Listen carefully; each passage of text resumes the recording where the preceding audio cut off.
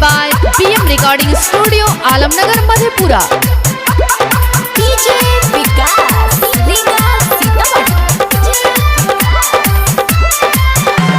छौरा छौरी पढ़ल गेले हल्ला भेले कोचिंग में।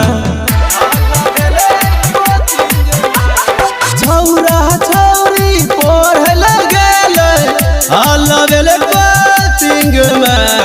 ऊपर वाला ऐसन चीज बनल के दोनों बाह के बीच में। ऊपर वाला ऐसन चीज बनल के दोनों बाह के बीच में। छौरा छौरी पढ़ल गेले हल्ला भेले कोचिंग में। ऊपर वाला ऐसन चीज बनल के दोनों बाह के बीच में।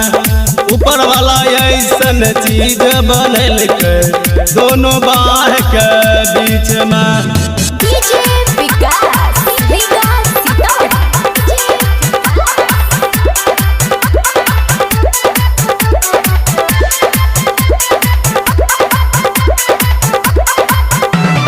बहुत दिन के बाद रे छौरा गेले पगलाई।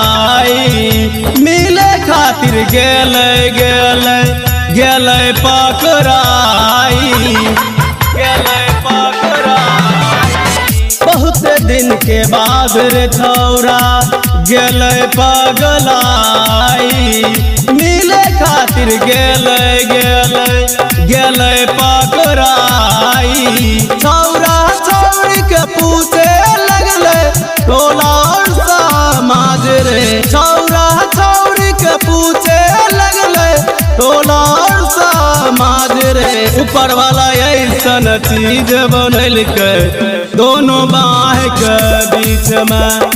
ऊपर वाला ऐसन चीज बनल के दोनों बाह के बीच में। DJ Vikas,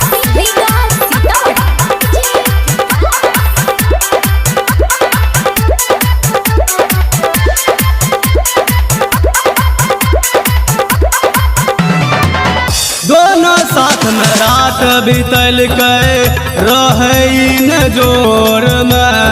छौरा छौरी पकड़ाई गए 2 बजे रात में। दोनों साथ में रात बीतल के रहन जोर में। छौरा छौरी पकड़ाई गए 2 बजे रात में। निरंजन रवैया छोड़ के गेले हरमजादी बीच में। निरंजन रवैया छोड़ के गेले हरमजादी बीच में। ऊपर वाला ऐसन चीज बनल के दोनों बाह के बीच में।